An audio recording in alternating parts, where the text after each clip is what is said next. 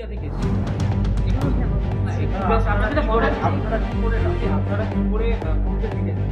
একটু যদি আপনাকেই তো ফ্ল্যাটটা দেওয়া হয়েছে, আপনি তো মেন ক্রিমিনাল।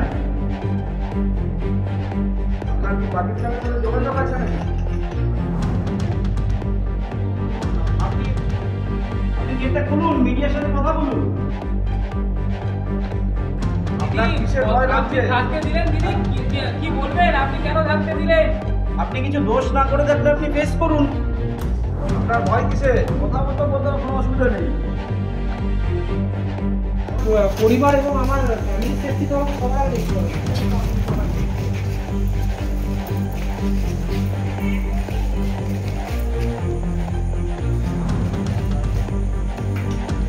কি হলো না হলো একটা ফলো আপ করা। যাবেন থানায়, সঙ্গম যেতে পারি। আপনাকে ছাড়া হবে না। আপনি যার সাথে যোগাযোগ করার করুন। আপনি যার জন্য এই কাজগুলো করছিলেন তাকে জানান।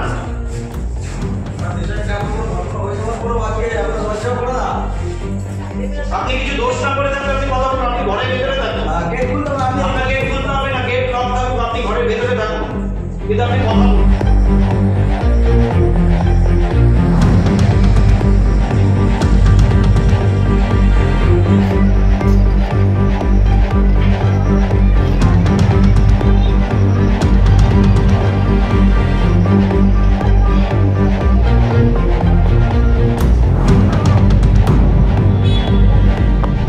ভাড়াটা 2 মাস আগে দিয়েছিলাম। তখন কি রেখে দিয়েছিলেন ডকুমেন্ট? হ্যাঁ, তাদের ডকুমেন্টস ওকে রয়েছে, কিন্তু যারা ছিল তাদের ডকুমেন্টস ঠিক আছে, কিন্তু ওনার আন্ডারে হ্যাঁ আরও অনেকে রয়েছে। ফ্ল্যাটের লোকেরা আমাদেরকে বললো, আজকে আমরা আসলাম, এসে দেখলাম যে ঠিকই বলেছে। তা তাদের কাছ থেকে ডকুমেন্টস চাওয়ার পরে তারা কিছুই দিচ্ছিল না আমাদেরকে। তারপরে এই পুলিশের কাছে তখন ডাকা হলো, তারা দিয়ে দিল। জোর করে যদি থাকা হ্যাঁ হ্যাঁ, জোর করেই থাকার চেষ্টা করছিল, কিন্তু সঠিক কথা বলছে না। মানে যে ফ্ল্যাটে রয়েছে সেই বলছে যে একবার এইচবি টাউনে রয়েছে, একবার নিউ মুম্বাই থেকে এসছে, কিন্তু লাস্টে ধরা গেল যে বাংলাদেশ থেকে রয়েছে। আমরা এই নিয়ে প্রচণ্ডই আতঙ্কিত, এবং চারিপাশে যা হচ্ছে মানুষকে সবাইকে সতর্ক থাকা দরকার। আজকে আমার ফ্ল্যাটের এরা ছিল বলেই আজকে এই জিনিসটা হয়েছে। কি চাইছেন? চাইছি এদের উপযুক্ত হোক। কি নাম বললো এরা? পরিচয় কি দিল? পরিচয় বলতে পারছে না। একজন নাম বলছিল শুভ, কিন্তু ওনার নাম ওই সিকিউরিটি হচ্ছে তাহির। আর মহিলাটা তো নাম কিছু বললোই না, সে বললো আমি বাংলাদেশ থেকে এসেছি। সে পুরুষ কজন বললো? ওইখানে তো বাচ্চা কাচ্চা অনেকে ছিল, 2 জন পুরুষকে আমি দেখলাম, তাও একজনের আইডেন্টি আছে, আরেকজনের নেই। একজনই পুরুষ, আরেকজন মহিলা। অ্যাক্টিভিটি এটাই যে ও প্রায় থাকতো না, এবং যাদেরকে ধরে নিয়ে গেছে যে কেয়ারটেকার দুটো, তাদের কোনো আইডেন্টি প্রুফই নেই। সেটা আমরা কমিটির মেম্বাররা অনেক দিন ধরেই তার উপর নজরদারি করার পরে সেটা কালকে আমাদের ফাইনালি হলো যে তার কোনো প্রুফ নেই, যার জন্য আমরা ফ্ল্যাট ওনারকে ডেকে তার সঙ্গে যে কথা বলে তাকে চার্জ করি। 40টা ফ্যামিলি তো আমাদের একটা আতঙ্কিত ব্যাপার আছে, কারণ এরকম একজন মানুষ রয়েছে। যখন আমরা যেটা ফলো করতাম, প্রায় বাইরে থেকে লোক আসতো এবং জুতোয় ওখানে পুরো ভরা থাকতো। ও যখন আসতো যখন থাকতো তখন খুব একটা আসতো না। অদিতি কিন্তু অদিতিও এর মধ্যে ইনভলভ, কারণ ওর যে বয়ান মাঝে মাঝেই ওর বয়ানটাকে চেঞ্জ করছে।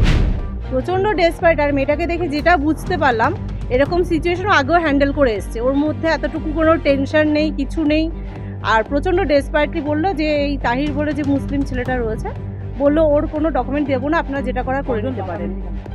একজনকে তো দেখলাম, আরও কতজন আসা যাওয়া করে সেটা আমরা বলতে পারবো না।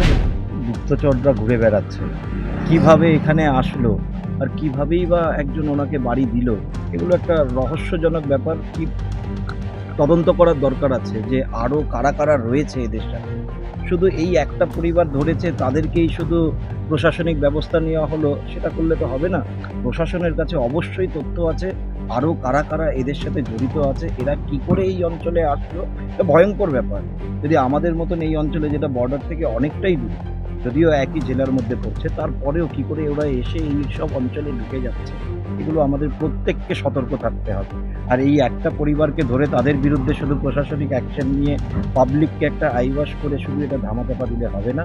এদের সাথে আরও কারা কারা জড়িত আছে, কারা এদেরকে এখানে নিয়ে এসছে, কারা ফ্ল্যাট করিয়ে দিল, কারা এদের এখানে রাখার একটা সেফ জোন দিচ্ছে, এই ব্যাপারটা তদন্তর বিষয় রয়েছে। বিএসএফ কাজ করছে না, এখনো তো বলছে এই কাজ এসেনশিয়ালি বিএসএফ এর, রাজ্য সরকার যতটা করার করবে, কিন্তু বর্ডার সিকিউরিটি ফোর্স যদি দায়িত্ব পালন না করে, যদি ঘুষ নিয়ে তারা লোককে আসতে দেয়, তার মুশকিল। অমিত শাহকে বলবো যে দেখে